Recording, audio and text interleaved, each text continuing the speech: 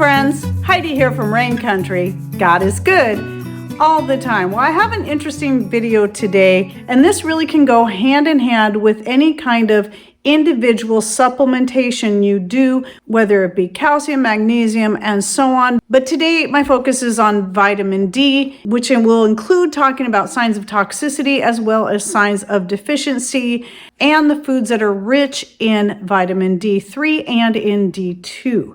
The reason I'm bringing this up is because of recent experience I've had, which really goes along with what I've been learning through the past several years.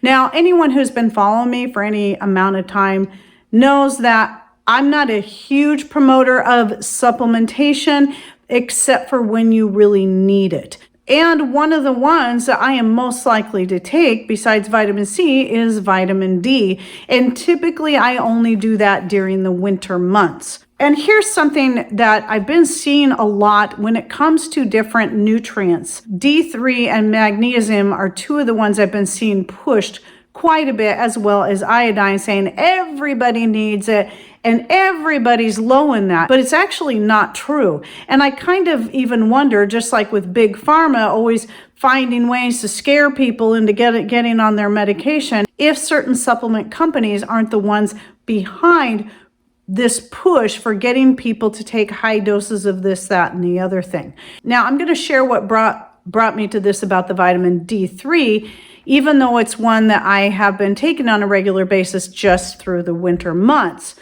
But something happened more recently that made me stop taking it altogether.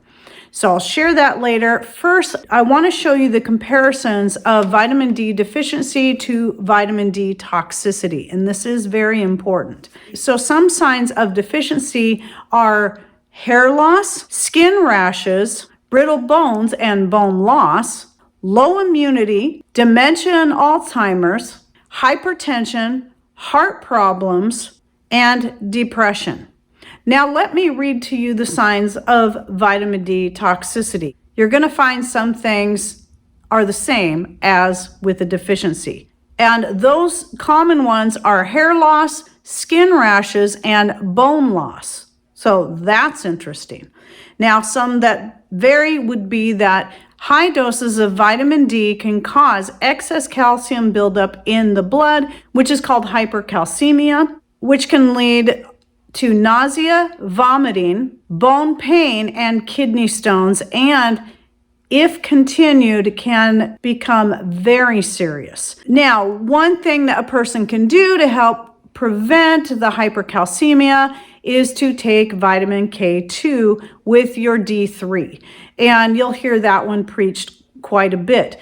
And when I was taking the vitamin D3, though I wasn't doing it as regular, I was occasionally taking the K2 with the vitamin D3. But I've learned something about K2. Now, the reason people say taking K2 with vitamin D3 is that the K2 helps direct the excess calcium to where your body needs it, such as your bones, rather than allowing it to build up in the bloodstream. However, what I have learned in my research is that taking a vitamin K2 supplement is not very effective.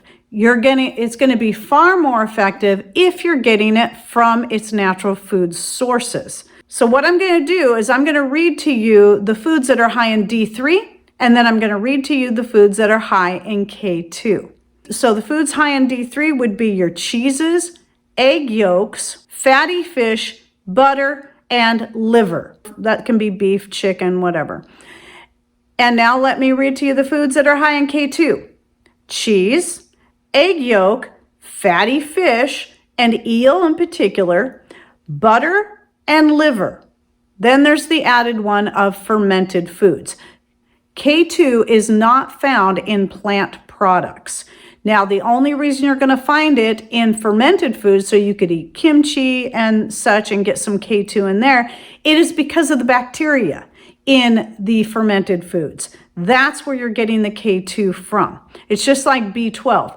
B12 is not found naturally in plant products, but those people who are vegan and take B12 supplements, that's actually something they're getting from bacteria, or it's been synthesized. For those of you who are vegan and you're trying to find at least a good form of D2, since D3 is not found in plant products, then D2, though not as good all around as D3 is, and usually not quite as necessary, it can be very helpful. And those are going to be things like your mushrooms, legumes, pretty much any vegetable. And if you're a vegetarian, then you can look at dairy products for that as well. So both your D vitamins and K vitamins come in two forms, D2 and D3, and K is K1 and K2. And K1 is the one that you're going to find in your plant products. So that's in pretty much any vegetable and leafy green and herb. So like sage, thyme, all these kind of things are also high in K1, but not K2. So now coming back to what I just read here, what this tells me, so knowing that K2 is most effective when you're getting it from food, and from what I've been reading, you can get plenty of D3 if you're eating right and eating the foods that I listed. And of course, as we know, it is a sunshine vitamin. So anytime you can get it out in the sun, this is going to be very, very helpful at getting what you need for D3. Now, I'm not saying people shouldn't supplement with D3.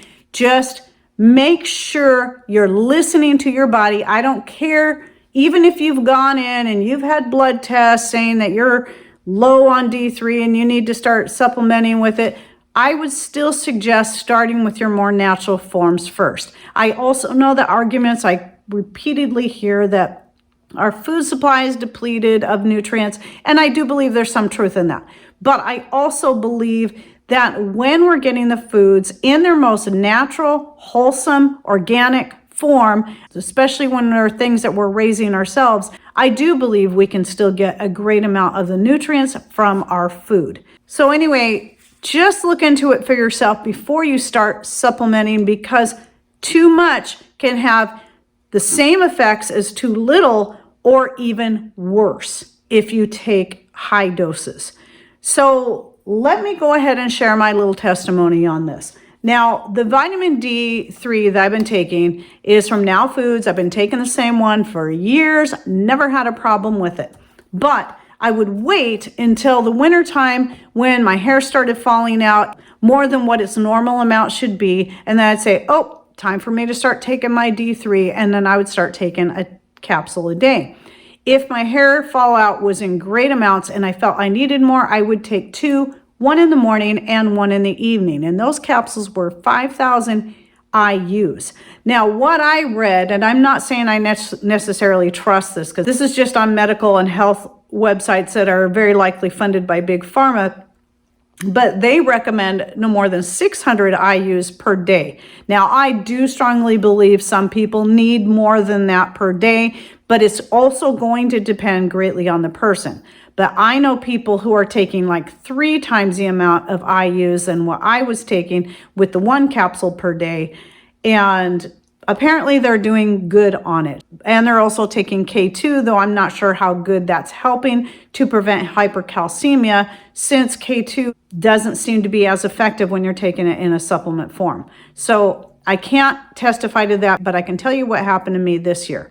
So this year, I decided I'd get a jump on it and start taking the vitamin D3 earlier in the season than I normally would, so I wouldn't start losing my hair in the first place. Because in previous years, when I would start taking it after I started losing my hair, the abnormal amount of hair loss just stopped. So I knew that's what my body needed. And if I was taking 2 and then the hair loss stopped, I would drop it down to 1 and keep taking that 1 per day until spring came and I was able to start getting in the sun, get some gardening done, and so on. Well, this past year, like I said, I decided to start early, and I started by taking 1 per day. Well, my hair started falling out anyway, which surprised me. I thought, well, maybe I'm still not getting enough, even though I eat plenty of the foods, especially cheese. I love cheese and I love eggs and butter. I'm eating plenty of the foods that are already high in D3 and in K2. I started taking 2 capsules a day. Never bothered me in the past.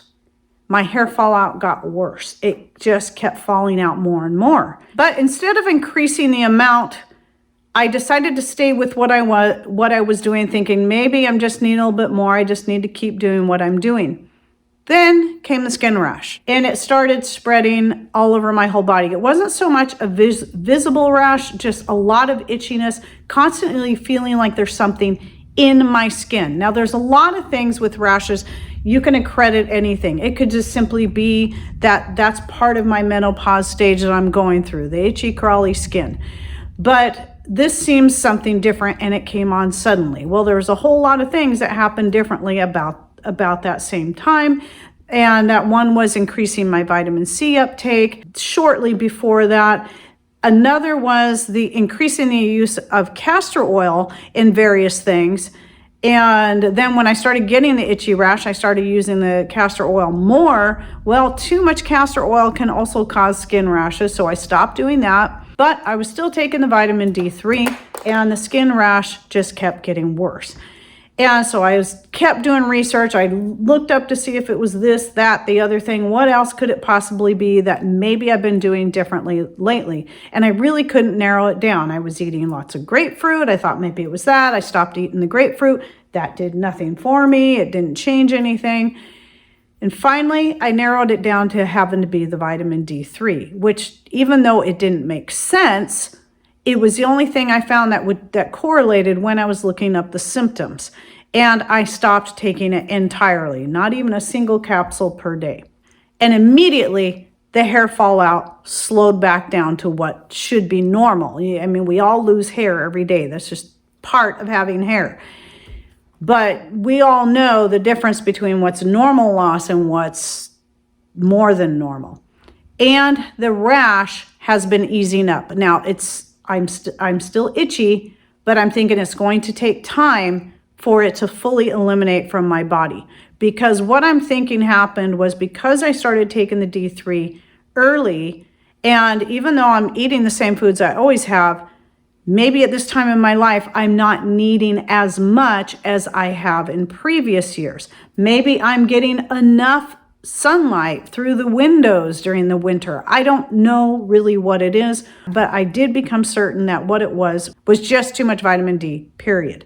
And so now I'm going back to, I'm just going to stick with the natural means of getting my D3, K2, and vitamin C will be the one thing I will still supplement as needed, but just like I've always done, I'll be relying more on fruits and vegetables that are high in vitamin C, like rhubarb, bell peppers, and more. So I'm not really that worried about it. The only reason I'm taking vitamin C is to continue to help heal my knee, which the original injury, by the way, has gotten much better, much, much better. It almost feels like it's completely back to normal, but somewhere along the way, I got a secondary injury along another ligament on the outside part of my knee.